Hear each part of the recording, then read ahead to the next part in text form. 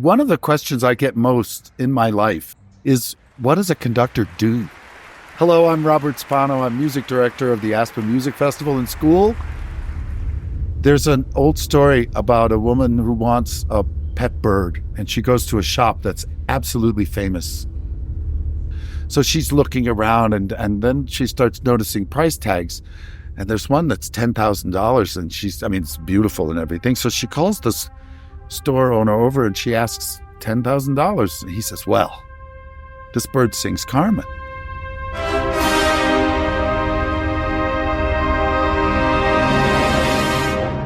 Now she's really curious, and she finds a bird that's $25,000. Beautiful. Oh. He says, complete ring cycle. All the rolls. $50,000 bird doesn't look so good. There's an eye missing, the wings broken, the feathers are falling out. $50,000 for this bird? What can this bird do? And he says, we don't really know, but the other birds call him Maestro.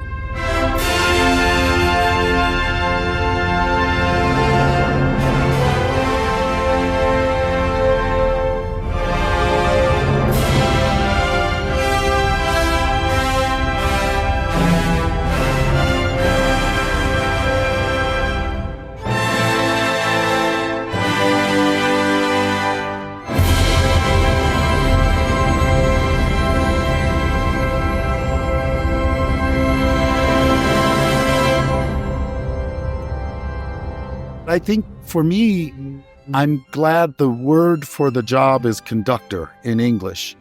Maestro means master, the chef d'orchestre, the head of the orchestra, the dirigent, the director. But in English, it's the conductor. And so there's an implication there of being a conduit for a certain kind of energy. And certainly, as a conductor, one is the conduit for the composer. One is the conduit for the orchestra to become a cohesive whole and to function as one. One is a conduit for the connection between the musicians on stage and the audience. So I like the metaphor in English of a conductor for those reasons, that it says something about what conductors do. It's the ineffable, the kind of Svengali, some kind of power or charisma that almost every great conductor has in their own way. I'm Teddy Abrams, and I'm currently the music director of the Louisville Orchestra, and I have a long history with Aspen. I came here for 3 summers as a conducting student back at the American Academy of Conducting at Aspen. I think that's what they called it then. The very first thing I was assigned was Tchaikovsky's 6th Symphony. I never conducted that before. And I just remember the shakiness of starting it and then hoping I was sort of at the right tempo on the low melody that comes in right after the start. And I don't think it was very good what I did. Romeo and Juliet of Tchaikovsky. It would be so big gesture, and David Zinman would say, calm down, there's a lot more to go. You can't stop and smell every flower. My name is James Gaffigan, and I first was here in Aspen almost 25 years ago. I was here for the first year of the American Academy of Conducting. You need to know when the biggest climax is and plan that way. But of course, a young James Gaffigan, everything was too fast and too loud. Yeah. But that you have to get that out of your system. The heart of what I do here for 8 weeks is teaching the Aspen Conducting Academy. I spend a lot of time with I call them my kids. I spend a lot of time with my kids, and I learn so much from them. So great part about being in the festival is we get to work with Maestro Spano, we get to watch him rehearse. We actually see it become reality. This idea of the idea becoming matter, mind to matter. Hi, I'm Paul-Boris. I'm from Vienna. I was born in New York, and I'm part Brazilian. And this is my 3rd summer here at the Aspen Music Festival. I think especially you, Maestro Spano, have this very clear idea that you're transporting to the orchestra, and it's completely distilled, and we get to see it live and right there. and we understand what it is because we've been talking to you so much. It's a very special program because the conducting students have their own orchestra that only works with the conductors. It's a special orchestra that's devoted to helping train the conductors. They play for all their rehearsals and practice sessions for the concerts, and that's a resource that's extremely rare. It is terrifying. Hello, my name is Damali Willingham. I'm from Atlanta, Georgia, and this is my second year at the Aspen Conducting Academy. And it is one of the things that I've actually learned a lot at this festival and through Mr. Spano is being able to take leadership and take control, even when, you're in an environment that's really stressful. You cannot be a great conductor on technique alone, on knowledge alone, even on pure musicality. Like, you have to have that ineffable, inexpressible thing that ultimately, I think, boils down to some form of leadership. In my experience, you have to really return back to your center of person, which I am appreciative to Spano for reminding us of that, because we do our work with our bodies, whether it be the actual physical conducting or physically being a body of communication to the orchestra. That's all coming from the body, and you need to come from a grounded place. The conductors in the academy are conducting a lot, and they have their own orchestra, and they have a concert every week. They have readings of other repertoire, and that's the real way to learn to conduct, is to conduct. Imagine trying to learn the piano on a table. I mean, you don't have the response of the instrument. Well, for me, conducting is a profession of service. My name is Gabriela Gómez Estévez, and this is my second summer at the Aspen Conducting Academy. A lot of people think that it's a soul-serving position, that we're empowering, we're doing whatever we want to do, but it's really not that. It's a big responsibility. We're being of service to the music, and through it, we're serving the people in the ensemble, people in the audience, in our community. So it's not really about us at all. So it's just that we're embodying and we are inhabiting the spirit of whoever wrote the music. So understanding the score and what the composer left for us, that's number one. The music is number one. Then your personality, how much your personality has to do with the finished product, that's a big question. I personally don't think my personality has anything to do with what we're doing on stage in that moment. I rather not, actually. But I bring experience to it. I bring emotions to that. I bring understanding to that.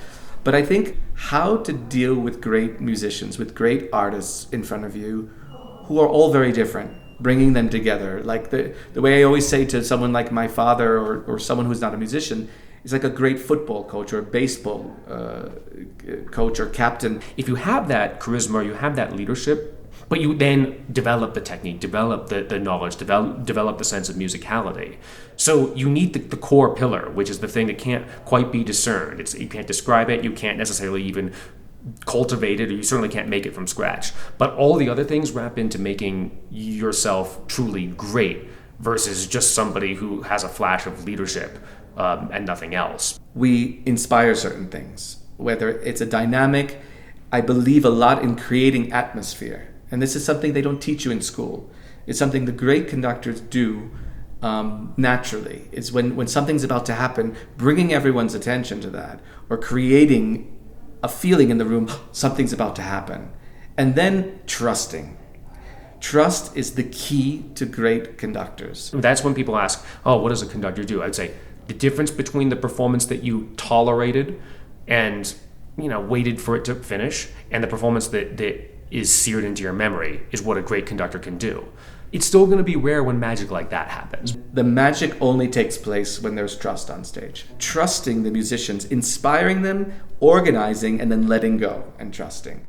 Coming here to the Aspen Festival, it provides a unique opportunity because I feel like I'm coming into it with a lot of ideas, with a lot of energy, with a lot of motivation, inspiration, and I don't really know where to put all of that, but this festival provides a space and surroundings, and whether it be nature or the music, where you can really focus and channel that. We learn and take so much when we're here, and it's a bit like drinking from a fire hydrant, just like so much coming at you. So having a year to really digest it and put it in practice wherever we are, it's really valuable, and to be able to come back and not only revisit some of the things that were taught last year, but also build upon them and feel like I'm in a different level, in the same trajectory, but maybe a little bit far along. It's very valuable. My experience at the Aspen Music Festival has been really, dare I say, life-changing.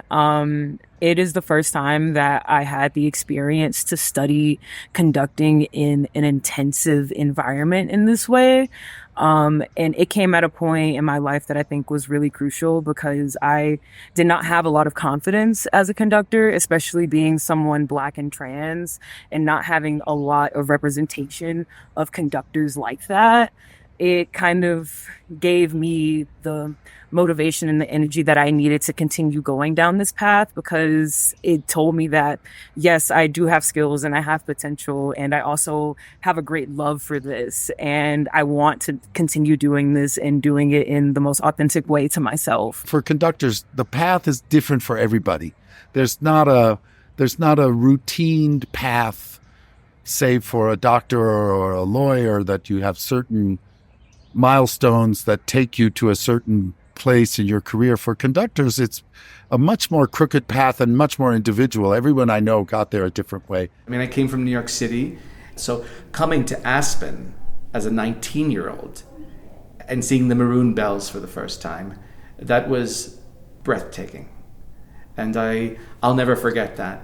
I'll never forget the first smells too of the trees and of taking a hike in nature, and it's something unlike anything I've experienced before in my life. I think for me, the natural beauty is a big part of the magic of Aspen. It's certainly the grandeur of the mountains. It's that, for me, along with the intensity of the musical activity. There's no place like it. People take care of nature here. Nature is everywhere. You can't avoid it. Like, I mean, everybody should deserve to come here and experience this. Not to mention then, 8 weeks of extraordinary music. It's just incredible, and it's so inspiring. It's so inspiring to hear so many musicians at one time in such a short span of time. It's a true inspiration.